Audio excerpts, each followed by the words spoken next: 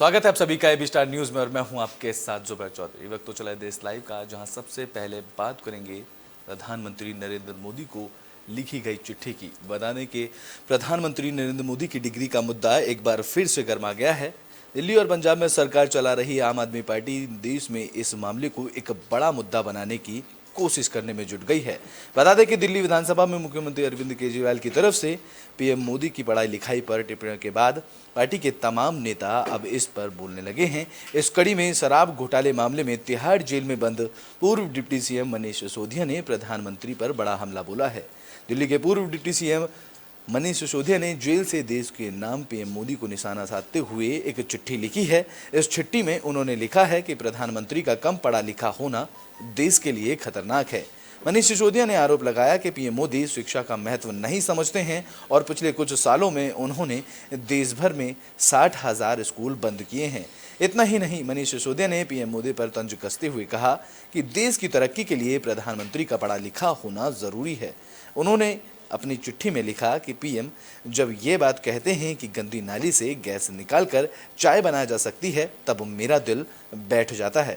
बता दें कि दिल्ली के पूर्व डिप्टी सीएम ने जेल से देश के नाम चिट्ठी लिखी और पीएम मोदी को संवैधानिक तौर पर गंभीर सवाल भी उठाए हैं। उन्होंने अपनी चिट्ठी में लिखा, क्योंकि देश के प्रधानमंत्री कम पढ़े लिखे हैं, इसलिए दुनिया के राष्ट्रीय अध्यक्ष उनको गले लगाकर ना जाने कितने कागजों पर उनसे साइन करवा लेते हैं।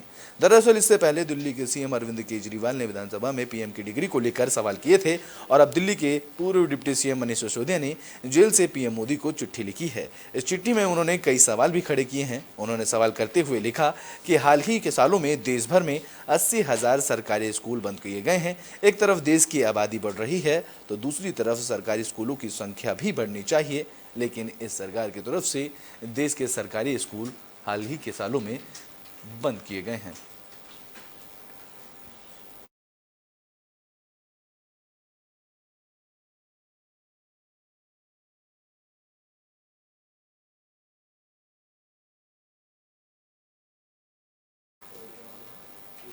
तो भोजपुरी एक्ट्रेस आकांक्षा दुबे के मामले में अब वाराणसी पुलिस को बड़ी कामयाबी हाथ लगी है। पुलिस ने सिंगर समर सिंह को गिरफ्तार किया है। भोजपुरी एक्ट्रेस आकांक्षा दुबे की आत्महत्या मामले में वाराणसी पुलिस को बड़ी कामयाबी मिली है। पुलिस ने इस मामले में मुख्य आरोपी सिंगर और प्रोड्यूसर समर सिंह को गिरफ्तार किया है। बता दें कि समर सिंह की गिरफ्तारी गाजियाबाद के चाम क्रिस्टल सोसाइटी से हुई है, जहां देर रात वाराणसी पुलिस थाना नंदग्राम क्षेत्र की राजनगर एक्सटेंशन पहुंची, जहां से समर सिंह को हिरासत में लिया गया। बता दें कि आकांक्षा दुबे की आत्महत्या के बाद से समर सिंह फरार चल रहा था। समर सिंह को भी नंदग्राम थाने में रखा गया, जिसके बाद आरोपी पिछले काफी समय से चाम क्रिस्टल सोसाइटी में छुपा हुआ था। पुलिस उसकी तलाश में कई जगह दबिश दे रही थी। तो वहीं अब आकांक्षा की आत्महत्या के 11 दिन बाद आरोपी समर सिंह को गिरफ्तार कर लिया गया है। दरअसल आकांक्षा दुबे भोजपुरी एक्ट्रेस थी। बीती 26 मार्च को उसका शव वाराणसी में एक होटल सारनाथ के कमरे में फांसी के फंदे से झूलता मिला था। तो वहीं इस बार फिल्म की शूटिंग के सिलसिले में वो वाराणसी पहुंची थी, जिसके बाद एक्ट्रेस की मां ने समर सिंह और उसके भाई संजय सिंह पर उनकी बेटी को ब्लैकमेल करने और आत्महत्या में घुसकाने का आरोप लगाया था, जिसके बाद से पुलिस उसकी तलाश कर रही थी। अब पुलिस को बड़ी कामयाबी हाथ लगी है। पुलिस ने आरोपी समर को गिरफ्तार कर लिया है। कल देर रात्रि वाराणसी पुलिस कमिश्नरेट के थाना सारनाथ से एक पुलिस टीम आई थी, जिन्होंने गाजियाबाद पुलिस के सहयोग से उनके वांछित अभियुक्त समर सिंह पुत्र अजीत सिंह को चाम्स कैसल सोसाइटी थाना नंदग्राम से गिरफ्तार कर लिया है। अभियुक्त को ट्रांजिट रिमांड हेतु गाजियाबाद कोर्ट में पेश किया जा रहा है, जिसके बाद उनको वाराणसी ले जाया जाएगा। बुलेटिन में बात अब पश्चिम बंगाल की कर लेते हैं, जहां दिन दहाड़े टीएमसी नेता की हत्या की गई है। पश्चिम बंगाल के नादिया जिले में एक टीएमसी नेता की दिन दहाड़े भरे बाजार में हत्या की गई है। बता दें कि घटना नादिया के हंसखली थाना क्षेत्र के रामनगर बड़ा चौपारिया गांव की बताई जा रही है, जहां मारे गए तृणमूल नेता की पहचान आमोद अली बिस्वास के रूप में हुई है। बता दें कि आमोद अली रामनगर बड़ा चौपाटिया नंबर 1 के तृणमूल कांग्रेस के क्षेत्रीय उपाध्यक्ष थे। दरअसल आमोद अली बिस्वास काफी दिनों की तरह बाजार गए थे। इस दौरान बदमाशों ने उन्हें दुकान के बाहर बुलाकर उन पर गोलियां बरसा दी। जानकारी के मुताबिक टीएमसी नेता विश्वास बाजार में एक चाय की दुकान पर बैठे थे। इस दौरान कुछ लोग वहां आए और उन्हें बाहर बुलाया गया। विश्वास जैसे ही बाहर निकले तो उनके ऊपर बदमाशों ने गोलियों की बरसात शुरू कर दी। इस दौरान स्थानीय लोगों ने बताया कि बदमाश के चेहरे पर कपड़ा बंधा हुआ था। घटना की सूचना मिलते ही पुलिस भी मौके पर पहुंची और इस पुलिस ने इस मामले की जांच शुरू की। तो वहीं घटना के पीछे किसी तरह की राजनीतिक साजिश की आशंका के लिए भी पुलिस इस मामले में जांच कर रही है। बता दें कि राज्य में पंचायत चुनाव करीब आने के साथ ही और राज्य में हिंसाओं की घटनाओं में वृद्धि देखी जा रही है, जहां टीएमसी नेता की दिन दहाड़े हत्या से राज्य में कानून व्यवस्था पर भी कई सवाल खड़े हो रहे हैं।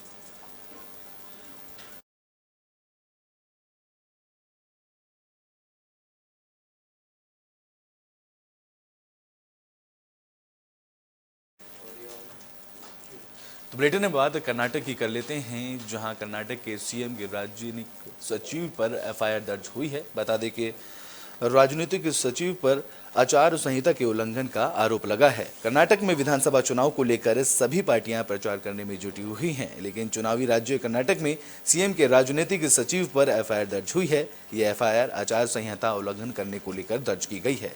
बता दें कि कर्नाटक में 224 विधानसभा सीटों वाले चुनावी राज्य में 10 मई को विधानसभा चुनाव होने हैं। वहीं मतगणना प्रक्रिया 13 मई को की जाएगी।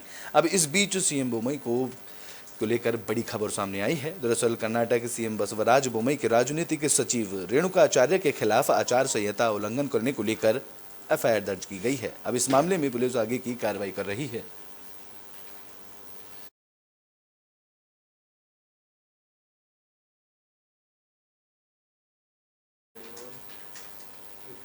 ब्रिटेन में बात कर लेते हैं कोरोना के मामलों की। बता दें कि देश भर में कोरोना के मामलों में बढ़ोतरी देखने को मिल रही है। बीते 24 घंटे में कोरोना के 6050 नए मामले सामने आए हैं।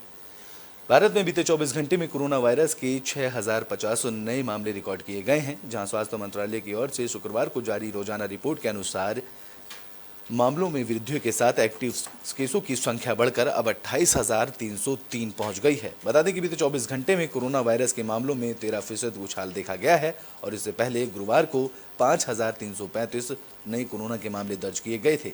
स्वास्थ्य मंत्रालय के आंकड़ों के अनुसार बीते 24 घंटे में कोरोना वायरस के चलते 14 मरीजों की मौत भी हुई है। इसी के साथ ही कोरोना वायरस से देश में मरने वालों की संख्या बढ़कर अब 5,30,943 हो गई है। तो वहीं शुक्रवार को जारी डाटा के मुताबिक देश में अब तक कुल 4,41,85,858 मरीज कोरोना से रिकवर भी हो चुके हैं।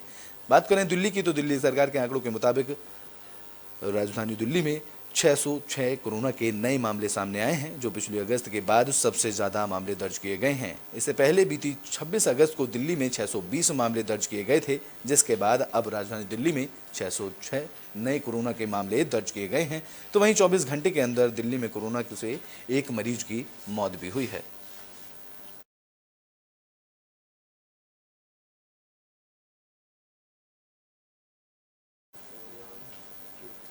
तो बुलेटिन में बात कर लेते हैं सीएनजी पीएनजी की, जहां सीएनजी पीएनजी पर नई निर्धारित पर मोहर लगा दी गई है। इसको लेकर प्रधानमंत्री नरेंद्र मोदी की अध्यक्षता में गुरुवार को केंद्रीय कैबिनेट की बैठक हुई थी। बता दें कि यह बैठक पीएम आवास पर आयोजित की गई और इस बैठक में सीएनजी और पीएनजी के दामों में राहत दी गई है। बता दें कि कैबिनेट में संशोधित घरेलू गैस मूल्य निर्धारित दिशा निर्देशों को मंजूरी दी गई है, जिसके बाद पीएनजी पर करीब 10% की कमी आएगी और सीएनजी पर भी 5 से 6 रुपये प्रति लीटर की कमी आएगी।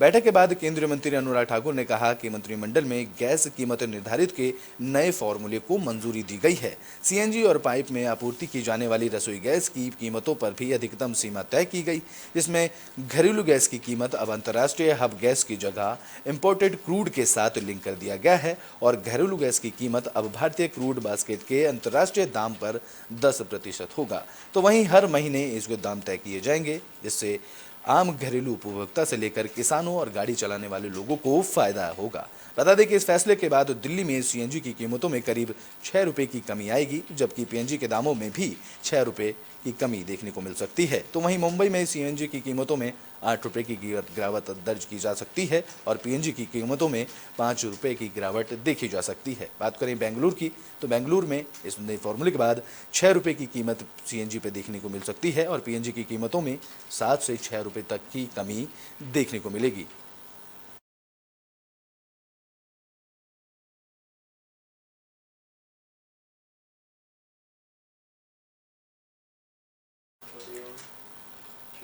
बुलेटिन के आखिरी में बात कर लेते हैं वर्ल्ड हेल्थ डे की, जिसको लेकर दिल्ली में वॉकथॉन आयोजित की गई।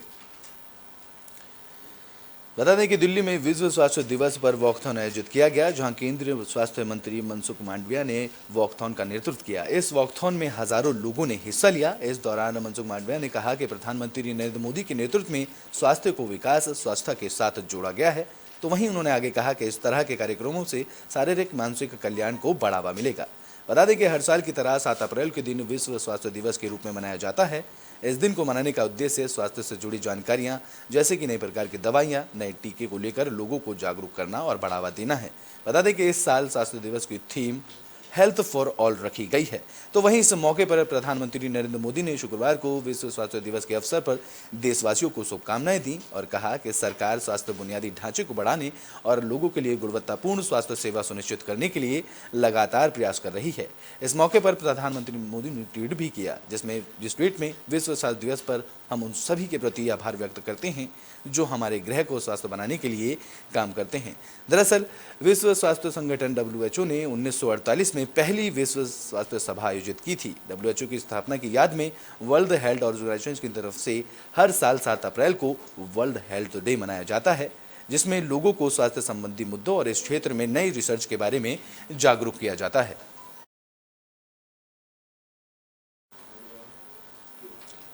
देश लाइव में भी के लिए बस इतना ही। देश और दुनिया की तमाम खबरों के लिए देखते रहें एबी स्टार न्यूज़।